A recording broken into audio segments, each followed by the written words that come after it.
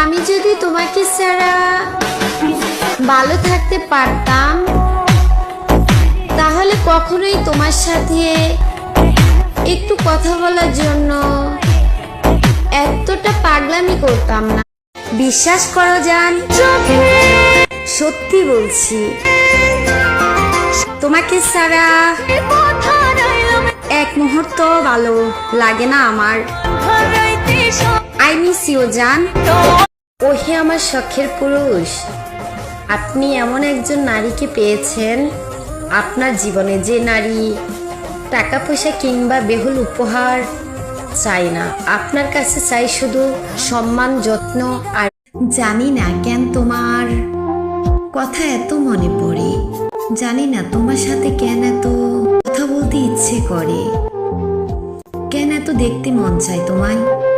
বিশ্বাস করো, তোমাকে ছাড়া সময় পেয়ে কথা বলার নাম ভালোবাসা নয়, সময় বের করে কথা বলার নামই হলো ভালোবাসা। যে তোমাকে সত্যিকারের ভালোবাসবে। এই শোনো, তুমি কি জানো তোমাকে একজন অনেক ভালোবাসে, আর সে মানুষটা হলো আমি। আই লাভ ইউ জান। তোমাকে একটা কথা জিজ্ঞেস করব, তুমি যে আমার ভিডিওটা দেখতেছো, তোমাকে কই আমাকে একটা ফলো দিলে কি তোমার ক্ষতি হবে?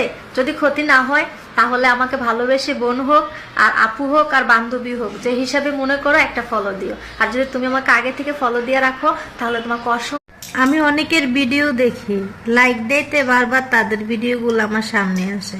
তোমরা যারা আমার ভিডিওতে লাইক দাও, আমার ভিডিও কি তোমাদের সামনে আসে? যদি না দিয়ে থাকো আমাকে একটা লাইক দিও, তাহলে আমার ভিডিও তোমার সামনে যাবে। এত একটা ভালো সম্পর্ক।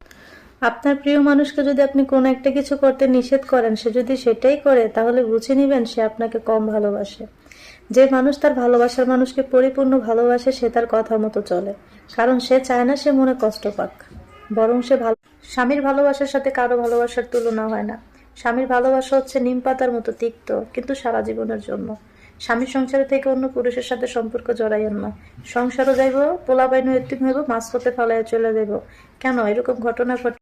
কাউকে ইমপ্রেস করে চলাটা আমি পছন্দ করি না। আমি দেখতে অগোছালো, কুৎসিত, অসুন্দর। যদি সেটা জানার পরেও আমাকে কারো ভালো লাগে, আমি তাকে ভালোবাসি। আর যদি আমাকে কেউ ইগনোর করে, তাহলে আমি তাকে আমাকে আল্লাহ তাআলা বানিয়েছে, আমি চাইলেও আমার রূপ পরিবর্তন করতে পারবো না। আর আমাকে আল্লাহ তাআলা যেমন বানিয়েছে আমি তাতেই খুশি। তাতে কে ভালোবাসলো কে বাসলো না তাতে আমার কোনো সমস্যা নাই, কারণ আমাকে সৃষ্টিকর্তাই ভালোবেসে সৃষ্টি করে।